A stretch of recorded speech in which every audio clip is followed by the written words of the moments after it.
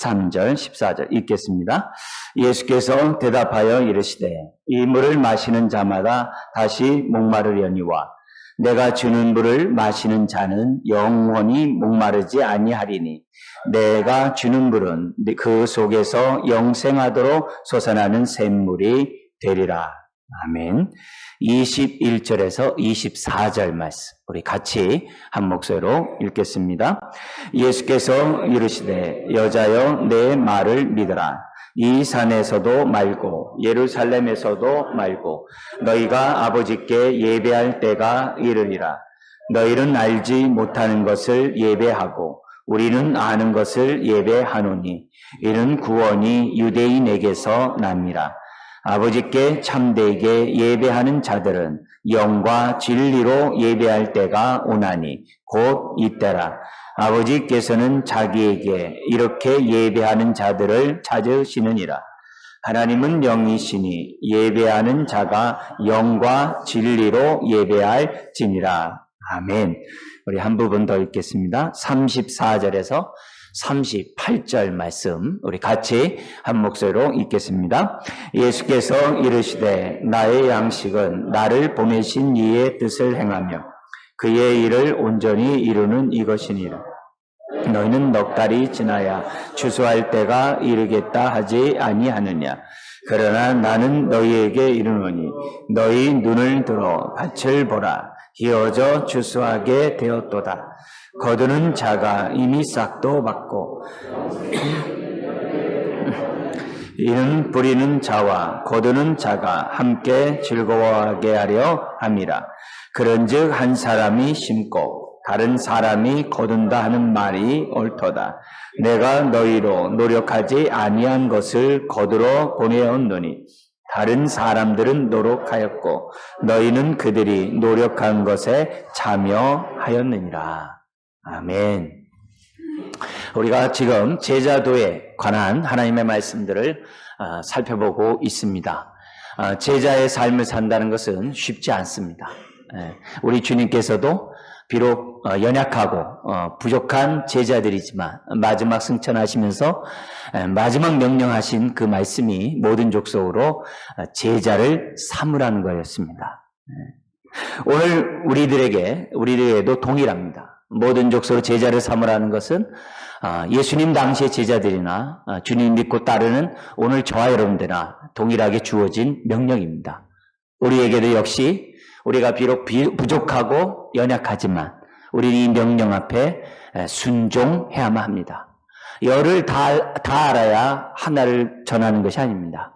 하나를 알더라도 우리는 하나를 전할 수 있습니다. 둘을 알면 둘을 안 만큼 사람들에게 가르치고 전하면 됩니다. 비록 부족하고 연약하지만 중요한 것은 끊임없이 우리들이 주님을 향해 자라가고 또 제자답게 살고자 몸부림치는 그런 믿음의 자세를 갖는 것이 중요합니다. 오늘 말씀은 예수님께서 예루살렘에 있다가 니고데모를 만나시고 그 후에 이제 북쪽 예수님의 어떻게 보면 본거지를 수 있는 갈릴리로 다시 돌아가게 됩니다. 갈릴리로 돌아가는 그 길은 대체적으로 요단강을 건너서 사마리아 지역을 피해서 북쪽 갈릴리로 가는 것이 통례입니다. 그런데 오늘 이 4장에 나타난 이 말씀을 보면 예수님께서는 통례, 그 유대인들이 가는 그 길을 마다하고 사마리아 성을 통과해서 북쪽 갈릴리로 가고자 작정하셨습니다. 그런 가운데 정오쯤 되어서 우리 주님은 피곤하고 또 시장한 가운데 우리 주님 우물 곁에 앉아 계시고 제자들은 동네에 양식을 구하러 이제 떠나게 됩니다. 근데 그런 정오에 우리 주님이 이제 쉬는 가운데 있는데 한 사마리아 여인이 물을 길러 오는 겁니다. 여러분 여성들은 물 길러 갈 때 예나 지금이나 여러 사람들이 물을 길러 갑니다. 혼자 가는 법이 없습니다. 특별한 이유가 아니면 혼자 가는 예가 없습니다. 그래서 우물가에서 노닥노닥하고 또 희거리면서 또 웃기도 하고 즐거움도 누리는 것이 예나 지금이나 모든 사람들의 모습이에요.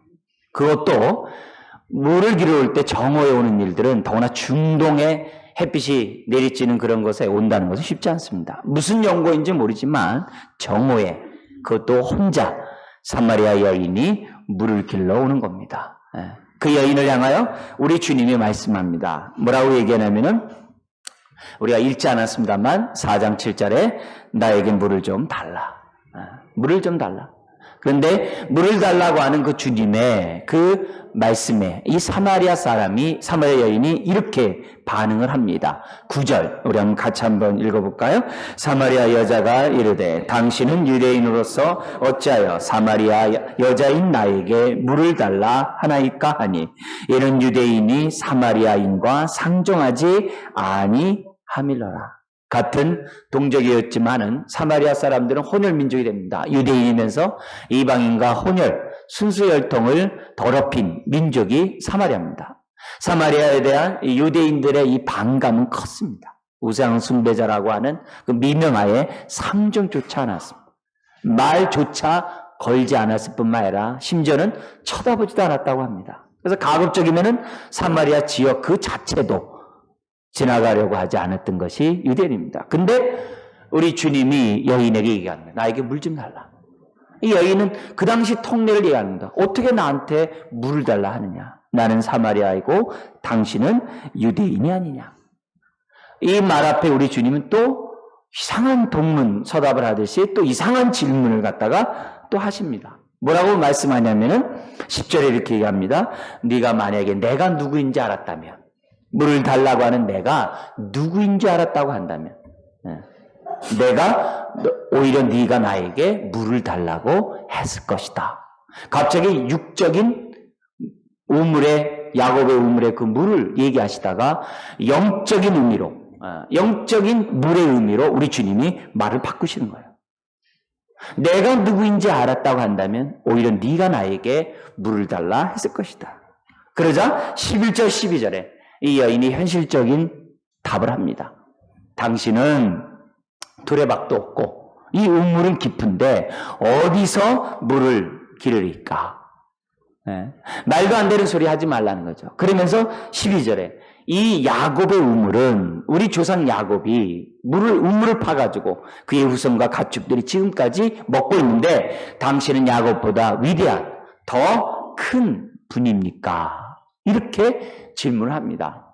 그러자 우리 주님이 오늘 우리가 읽었던 정말 복음 중에 복음의 진수인 13절에서 14절에 말씀하는 겁니다. 13절의 내용이 뭡니까? 이 물을 마시는 자마다, 야곱의 우물, 육적인 그 물을 마시는 자마다 다시 목말라서 너처럼 이렇게 다시 와서 물을 길러 오지만 14절 내가 주는 물을 마시는 자는 영원히 목마르지 아니하리니 내가 주는 물은 그 속에서 영생하도록 솟아나는 샘물, 끊임없이 솟아나는 샘물이 되리라. 솟아나는 샘물이 되리라. 여러분, 이 말을 들었을 때 이 여인은 굉장히 호감 갔을 겁니다. 왜요? 다시 물 길러 오지 않으니까. 다시 물 길러 오지 않아도 되니까. 나만의 우물이 있는데 우물을 갖는다고 한다면 얼마나 기쁘겠습니까? 아마 여인에게 아주 이렇게 흡족한 그런 답변이 아닐 수가 없습니다. 그러나 오늘 우리가 그 여인의 입장보다도 주님이 하신 이 말씀에 우리가 좀 귀를 기울이기로 합니다.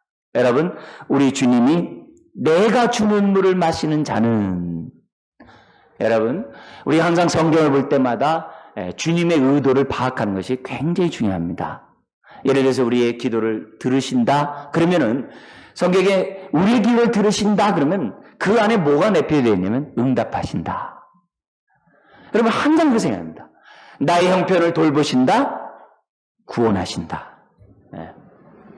나의 필요를 아신다, 채우신다. 항상 그렇습니다. 더구나 내가 주는 물을 마시는 자는 그 얘기는 뭐예요? 내가 물을 주고 싶다. 이게 항상 우리 주님은 3장에서 니고데모의 그 마음을 보시고 니고데모에게 거듭남에 대한 말씀을 하셨어요. 가장 인생에 중요한 그 질문을 던졌던 거죠. 마찬가지입니다. 사마리아 여인의 중심을 아시는 우리 주님은 그 여인에게 가장 필요한 그 말씀을 오늘 지금 14절에 말씀하고 있는 겁니다. 여러분, 예수님은 우리에게 생수를 주시기 위해 오신 구원의 주님이신 줄 믿습니다. 우리 인생은 이 사마리아 여인과 같이 목마른 영혼입니다. 누가 은혜를 받습니까? 누가 구원을 받습니까? 자신이 목마르다는 사실을 안 사람이 구원을 받습니다. 나의 영혼이 기갈을 당하고 기근을 당하고 목마른 가운데 피폐한 가운데 있다라고 인식하는 사람이 예수 앞에 나옵니다. 예수 앞에 나옵니다. 내 영혼이 목마르다는 사실을 알지 못하는 사람은 복음이 필요하지 않습니다. 예수 앞에 나오지 않습니다. 나오지 않습니다. 오늘 이 3장은 모든 종교의 대표인 그 니고데모조차도 그 배에서는 생수의 강이 없었어요. 오늘 종교적인 가장 탁월한 니고데모는 아니지만 이 땅에 살아가면서 가장 천하다라고 비참하다라고 말할 수 있는 그 사마리아 그 여인 역시 목마른 인생이었다는 것을 3장과 4장을 통해서 우리들에게 보여줘요. 가장 고상한 니고데모도 예수가 필요하고 가장 천하고 힘들고 어렵다라고 하는 사마리아의 여인조차도 모든 사람이 다 생수가 필요하다는 거죠. 모든 사람들이 죄 아래 있고 모든 사람들이 은혜 아래 있고 구원 아래 있다는 것을, 그리고 하나님의 구원은 차별이 없다는 것을 3장 4장을 통해서 우리들에게 말씀하고 있어요. 우리 주님은 생수를, 우리에게 구원을 주시기 위해 우리 가운데 오신 분이에요. 저나 여러분들이 예수 믿기 전에 우리의 인생은 목마른 영혼이었다는 사실은 부인할 수 없어요. 그걸 모르고서 예수 믿었다는 것은 말이 안 됩니다. 말이 안 됩니다. 대화의 내용을 좀 더 우리가 본다면 이 목마른 그 여인이 15절부터 18절에 보면 현재 6번째 남편을 만나서 살고 있는 여인이었어요. 우리 주님은 그런 얘기를 합니다. 내가 주는 물은 영생하도록 솟아나는 샘물이라는 이 말 앞에 이 여자가 자기 입장을 대변합니다. 15절에 여자가 이르되 주여 그런 물을 내게 주사 목마르지도 않고 또 여기 물 기르러 오지도 않게 하옵소서. 그렇지 않겠습니까? 정오에 남의 눈을 피해서 물 길러 오는 그 여인의 그 아픔이 얼마나 크겠습니까? 이렇게 말하는 우리 주님은 그 사람의 중심을 얘기합니다. 네 남편을 데려와라. 내 남편을 데려와라. 그래서 이 여인의 답변이 참 과간입니다. 나는 남편이 없어요. 남편이 없어요. 속이는 게 아닙니다. 내가 6번째 남편이 있음에도 불구하고 남편이 없다는 거예요. 그 말 앞에 우리 주님이 맞습니다. 뭐라고 해요? 17절에 이렇게 합니다. 네가 남편이 없다는 말이 옳도다. 여러분, 이 얘기는 여인의 그러한 중심, 현재의 영적인 그러한 모습을 우리 주님이 보시고 하시는 말씀인 거죠. 여인의 이런 질문의 답을 통해서 우리는 뭘 합니까? 에레미야 2장 13절이 생각납니다. 에레미야 2장 13절이 뭡니까? 인생이 두 가지 죄를 범했다라고 얘기해요. 하나님 앞에. 하나는 생수의 근원이신 하나님을 떠난 것. 생수의 근원이신 하나님을 떠난 것 자체가 죄래요. 그리고 두 번째 죄는 스스로 생수를 얻고자 웅덩이를 판 것. 세상에서는 자수성가란 말이 참 좋은 말이죠. 근데 신앙 안에서 하나님을 떠나서 자수성가하는 것이 죄라는 거예요.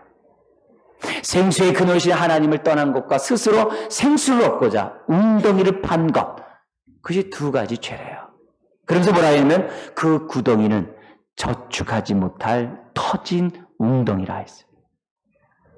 그 인생이 공허하고 허무하고 이 사마리아 수가성 여인과 같다는 것을 성경 우리들에게 말씀하고 있습니다. 이것을 잘 아셨던 우리 주님께서는 누구보다도 사마리아 여인의 심령을 아셨던 우리 주님은 영원히 목마르지 않는 생수에 대해서 지금 이 여인에게 말씀하고 있는 겁니다. 오늘 우리가 제자의 삶을 살아가고 주님이 가신 그 길을, 좋은 길을 가고자 힘쓰는 저와 여러분들이 무엇보다도 우리들이 붙잡아야 돼요. 그 말씀은 14절의 말씀이에요. 내가 주는 물을 마시는 자는 영원히 목마르지 아니하리니 내가 주는 물은 그 속에서 영생하도록 솟아나는 샘물이 되라. 이 말은 예수 믿기 그때만 예수님 우리에게 생수가 된다는 말이 아닙니다. 솟아나는 샘물은 끊임없이 솟아나는 거예요. 예수 믿을 때만이 아니라 믿고 난 다음에도 끊임없이 우리 주님이 솟아나는 샘물이 되어 주시겠다는 얘기예요. 우리가 제자의 삶을 살아가고 주님을 따라가는 삶을 살아가려면 우리에게 준 하나님의 그러한 자기를 부인하고자 십자가를 지고 좋은 문으로 달려가려고 한다면 우리 안에 생수가 없으면 한순간도 갈 수 없어요. 생수가 있는 사람만이 제자의 삶을 살아갈 수가 있어요. 요한복음 10장 10절에 예수님이 이 땅에 온 목적이 뭐라고 그럽니까? 양으로 생명을 얻고 그 다음에 뭐예요? 더 풍성하도록 하기 위함이라. 풍성한 생명을 얻도록 하기 위해서 주님 오셨어요. 예수 믿고 영생 얻는 것이 아니라 그것 플러스 더 풍성한 생명.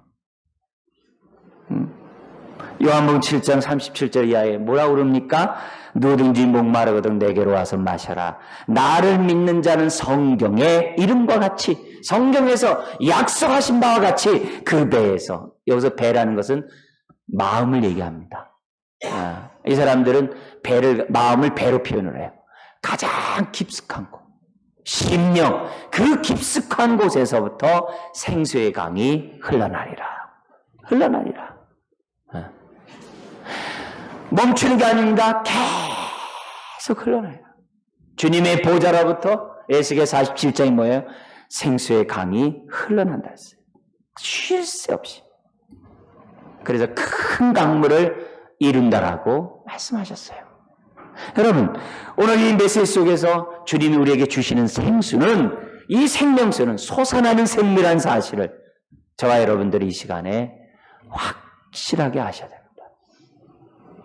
동시에 확실하게 알 때 저와 여러분들은 그 생수를 붙잡게 됩니다. 매 순간 우리의 심령에서 솟아나는 샘물이 있어야 됩니다. 그래야 우리에게 주어진 사명을 감당해요. 그래야 우리가 비록 어렵고 힘든 신앙의 고단한 삶을 감당할 수 있어요. 네. 우리 안에 그 생수가 우리와 하여금 능히 감당할 수 있도록 우리에게 기쁨을 주는 줄 믿습니다. 여러분, 우리 안에 주님이 주시는 이 생수가 솟아나는 샘물이라는 사실을 간과해서는 안 돼요. 한순간도 주님의 보좌로부터 흐르는 생수는 마른 적이 없어요. 더구나 예수 믿는 사람은 그 심령의 성전을 삼으시고 좌정하신다 했어요. 우리 안에 성전 삼으시고 우리와 함께 계신다 그랬어요. 주님이 계신 곳이 성전이라 했어요. 성전에서 뭐가 나와요? 샘물이 흘러나온다 했어요. 그래서 믿는 사람은 그 배에서 생수의 강이 쉴 새 없이 나와요. 이 말을 다른 곳에서는 이렇게 얘기합니다. 천국은 다른 데에 있는 것이 아니라 네 안에 있다 그랬어요. 천국은 우리 안에 있다 그랬어요. 그리고 천국이 있는 그 삶은 의와 희락과 화평이라 했어요. 희락과 화평이 생수라고 성경 우리들에게 말씀하고 있어요. 그러므로 우리가 제자의 삶을 살아가는 저 여러분들에게 있어서는 다른 거 없습니다. 하나님, 내 배에서 생수의 강이 흘러넘치게 하여 주시옵소서. 늘 천국이 이루어지게 해주십시오. 의와 희락과 화평이 나의 마음속에 있게 해주십시오. 이 말을 시편 1편에서 이렇게 표현했습니다. 주의 말씀을 주야로 묵상하는 자가 복이 있도다. 그러면서 시냇가에 신문나무가 철을 따라 열매를 맺으며 그 잎사귀가 마르지 아니함과 같으니 그가 하는 모든 일이 다 형통하리라. 이게 솟아나는 샘물이에요. 여러분, 주님은 우리가 제자인 저 여러분들이 솟아나는 샘물 속에 살아가기를 원하십니다. 하나님이 이처럼 원하신다는 얘기는 뭡니까? 이런 축복을 주시겠다는 겁니다. 그러므로 제자의 삶, 좋은 문 들어가기를 힘쓰는 저와 여러분들이 오늘 나의 실상을 보셔야 됩니다. 내 안에 얼마나 솟아나는 샘물이 있는가? 멈출 수 없는, 우리 아까 찬송 부른 것처럼 기쁨이, 멈출 수 없는 소망이, 평안이 우리 안에 넘쳐나고 있는가? 여러분, 이것을 위해서 주 앞에 우리는 기도해야 되고, 오늘 내가 그 생수를 경험하면 더욱더 감사하면서 우리는 생수를 맛보면서 살아가야 될 줄 믿습니다. 자, 그러면서 우리가 생수를 얻는, 우리 안에서 솟아나는 샘물이 끊임없이 콸콸 쏟아지도록 우리 주님은 두 가지 방법을 오늘 말씀을 통해 우리들에게 계속해서 말씀하고 있습니다. 그 내용은 우리가 계속 대화를 이어져가는 그 말씀 가운데 있습니다. 17절, 18절에 현재 너와 함께 있는 여섯 번째 남편도 네 남편이 아니다는 그 말에 참되다고 얘기합니다. 그 말을 듣자 이 여인이 갑자기 언어 자체가 영적인 언어로 바뀝니다. 그리고 예수님에 대해서 평소에 자신이 궁금했던 그 바를 주님 앞에 질문합니다. 어떤 질문합니까? 20절 우리 한번 읽겠습니다. 우리 조상들은 이 산에서 예배하였는데 당신들의 말은 예배할 곳이 예루살렘에 있다 하더이다. 여러분, 6명의 남편을 두면서도 그 마음이 공허한 그 여인의 그 입장에서 본다면 그 입에서 예배에 대한 말을 한다는 것이 낯섭니다. 왜요? 이 정도 되면요, 다 소망을 잃어버립니다. 어디에 대한 기대도 없고요, 소망도 없고요, 그냥 자기 인생을 그냥 내버려 둡니다. 네. 그런데 말은 그 사람의 생각이라 그랬어요. 여인이 예배에 대해서 말했다는 얘기는 무슨 말입니까? 비록 곤고한 인생이고 목마른 인생이지만 밑바닥까지 간 인생이지만 그래도 자신의 이 문제를 해결하기 위해서 하나님에 대하여 마음이 열려 있다는 것을 우리들에게 보여줍니다.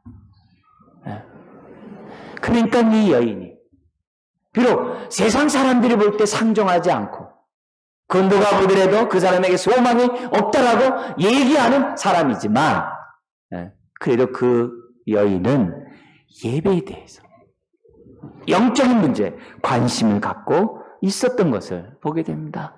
이런 질문 앞에 우리 주님은 아까는 복음의 진수를 말하시더니 예배의 진수를 우리들에게 말씀합니다. 뭐라고 얘기합니까? 정말 그 여인이 정말 듣고 싶어하는 21절에 여자여 내 말을 믿으라. 이 산에서도 말고 예루살렘에서도 말고 너희가 아버지께 예배할 때가 이르니 곧 이때라. 이런 얘기를 해요. 여인은 사람들 앞에 나와서 예배드리기 싫을 겁니다. 왜? 대낮에 물을 길러 오는 사람이 많은 사람이 모여있는 곳에 함께 예배드린다는 것이 쉽지 않겠죠. 은밀히 하나님을 향하여 아마 예배를 드렸는지도 몰라요. 그러니까 예배에 대해서 얘기했겠죠. 나 같은 자도 하나님 받으시나요? 용서하시나요? 나 같은 자의 예배를 받으시나요? 생각했는지 모르죠. 그러나 우리 주님이 이런 말을 통하여, 그죠? 예배, 하나님은 영이신 예배하는 자가 영과 진리로 예배할지니. 하나님이 그런 자를 찾으신다는 그 말 앞에 아마 그 여인의 마음을 대변했는지도 몰라요. 그 여인이 갖고 있는 그 정말 작은 그 소망을 우리 주님이 보셨는지도 몰라요. 예배의 그 진수를 갖다가 그 여인에게 들려준 거죠. 들려줬는데 그 말이 그 여인에게 더 마음에 관심을 샀던 것 같아요. 더욱더 주님께 대하여 마음이 열렸던 것 같아요. 그러면서 그 여인은 영적인 질문을, 대화를 더 나아갑니다. 그 25절이에요. 같이 읽어볼까요? 여자가 이르되 메시아 곧 그리스도라 하는 이가 오실 줄을 내가 아노니 그가 오시면 모든 것을 우리에게 알려주시라. 무슨 말입니까? 이 여인은 메시아까지도 오실 것을 알고 있었다는 거예요. 아마 기다리고 있는지도 모르죠. 메시아가 오면 나 같은 여자도 구원하실까? 받아주실까? 생각했는지 모르죠. 나 같은 여인은 메시아에 대한 생각을 갖고 있다는 거예요. 그렇게 되면 이 모든 것이 될 줄 자기는 알고 있다는 거예요. 근데 우리 주님이 더 놀라운 답변을 해요. 다른 곳에서는 유대인들에게 절대 자신이 그리스도라는 얘기를 입 밖에도 내지 않아요. 인자라고 얘기를 해요. 간접적으로 얘기를 해요. 근데 여기서는 직접적으로 사마리아 여인이었기 때문에 아마 그런 것 같아요. 그리고 여러 가지 여건과 상황 속에서 더 만날 수 있는 기회가 없기 때문에 직접 얘기했는지도 몰라요. 뭐라고 얘기합니까? 26절 같이 읽겠습니다. 예수께서 이르시되 내게 말하는 내가 그라 하시니라. 이 얼마나 충격적인 말입니까? 그죠? 얼마나 내가 바로 메시아라고 그 여인에게 하는 거예요. 예. 여러분 그때 그 상황을 보면 이 여인은 아마 생수를 그 순간에 맛봤을 것이고 그 순간에 정말 주님이 주시는 그러한 위로와 구원의 그러한 축복 가운데 하염없는 눈물 속에 기쁨 속에 그는 생수를 맛봤을 것입니다. 예? 여러분 여기서 우리가 제자로서 삶을 살아가는 저와 여러분들 특별히 예수 믿는 자에게는 솟아나는 샘물을 주시겠다라고 하신 그 주님의 말씀과 연관해서 제자로서의 삶을 사는 우리들에게 하나님 뭘 주신 거예요? 예배의 소중함을 주신 거예요. 여러분 그 배에서 생수의 강을 경험한 사람은 예배를 드리게 돼 있어요. 나에게 구원을 베푸신 그 은혜를 깨닫는 사람은 구원을 베푸신 하나님 앞에 예배를 드리게 돼 있어요. 그건 자연스러운 겁니다. 그런데 제자의 삶을 저와 여러분들에게 있어서 예배가 뭡니까?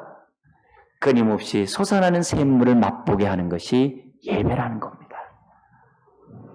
그래서 예배를 드림으로 계속해서 솟아나는 샘물을 경험해. 은혜와 진리를 경험하고 하나님의 정말 주시는 위로와 평강을 경험해요. 뭘 통해서요? 예배를 통해요. 그래서 제자의 삶을 살아가는 사람들은 언제나 예배 중심의 삶을 삽니다. 예배를 사모하고 예배를 소중히 여기고 예배 가운데 살고자 합니다. 구원을 받았다고 하면서 예배에 첫 반응이 나오지 않으면 구원받은 자가 아니죠. 구원받은 자는 반드시 예배드리게 돼 있어요. 오늘 나의 영적인 상태를 예배를 통해서 우리들은 분별할 수 있어요. 예배를 사모하는 자, 그 속에 생수가 흘러나고 있는 줄 믿습니다. 생수가 흘러나지 않으면서 예배를 사모한다? 있을 수 없습니다. 그러나 예배에 대한 사모함이 없다? 생수가 메마른 겁니다. 막힌 겁니다. 막힌 겁니다. 제자는 예배 가운데 그 배에서 생수가 흘러넘치는 것을 체험하게 되어 있어요.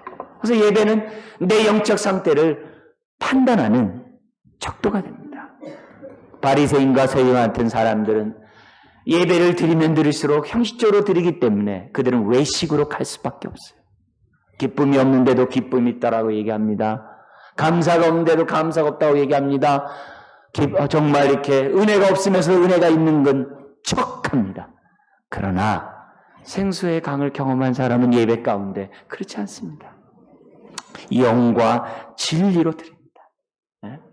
여러분, 신령과 진정으로 영과 진리로 드리는 예배 드린 사람의 그 특징들을 좀 모아가지고 여러분들이 간략히 소개한다면 이 사람은 철저하게 관계 중심입니다. 사람을 의식하지 않아요. 골방에서 기도하듯 골방에서 하나님을 대면하듯 은밀히 보시는 하나님 앞에 오직 하나님만 생각하면서 예배를 드립니다. 그것도 그 하나님이 오늘 예수님이 말씀하신 것처럼 아버지로서 하나님과 자신과의 관계가 아버지라는 친밀함 속에서 예배를 드리는 것이 영과 진리로 드리는 사람의 특징입니다. 그리고 이런 사람의 특징 예배가 수동적이지 않아요. 마지못해 드리지 않아요. 능동적으로 자원함으로 드립니다. 꽃하는 머리쪽같이 우리 하잖아요. 여러분 그런 마음이 있을 때마다 나에게 생수를 달라고 기도하셔야 돼요. 왜요? 그 생수가 나로 하여금 영과 진리로 예배를 드리게 하고 자원함으로 하나님 관계 속에서 아버지와 자녀의 관계 속에서 예배를 드린다. 그뿐만이 아닙니다. 이 영과 진리로 예배드린 사람의 특징을 보면 즐거움과 감사가 있어요. 항상 감사가 있어요. 항상 감사가 그 입에서 떠나지 않아요. 이런 사람은, 이런 예배는 계속 솟아나는 샘물을 더욱더 마실 수 있는 축복이 있는 줄 믿습니다. 근데 솟아나는 샘물을 경험한 사람들의 우리 많은 그 축복 가운데 한 가지를 이 시간에 좀 강조해서 말씀드린다고 한다면, 예배를 통하여 영과 진리를 드린 사람의 특징을 보면 삶 속에서 예배를 드린다는 거예요. 내가 질병 가운데, 또 경제적인 위기 가운데, 사람과의 그 아픔 가운데, 앞일의 불확신 가운데, 두려움 가운데 있어도 예배에 성공한 사람은 그런 가운데서도 예배를 드린다는 거예요. 그런 가운데서도 하나님을 바라본다는 거예요. 바라봄으로 우물을 길어먹는 하나님의 축복이 있다는 거죠. 성경의 표현을 쓴다면 포로로 끌려가고 전쟁으로 끌려가고 전쟁에 패하고 너의 삶이 그 누구도 찾아오지 않는 깊은 정말 음부 가운데 있다 할지라도 거기서 하나님을 찾으면 하나님이 내 인생을 구원하리라. 여러분, 오늘 우리가 예배 이런 걸 통해서 우리가 훈련을 해야 됩니다. 예배 가운데 하나님을 바라본 사람은 삶 속에서 하나님을 바라봅니다. 구약에서 매일 만나가 새벽마다 내렸어요. 그래서 그 만나를 통해서 이 공급하신 하나님을 찬양을 했어요. 근데 안식일에는 없습니다. 왜요? 만나가 없어도 훈련 가운데 하나님을 볼 수 있으니까.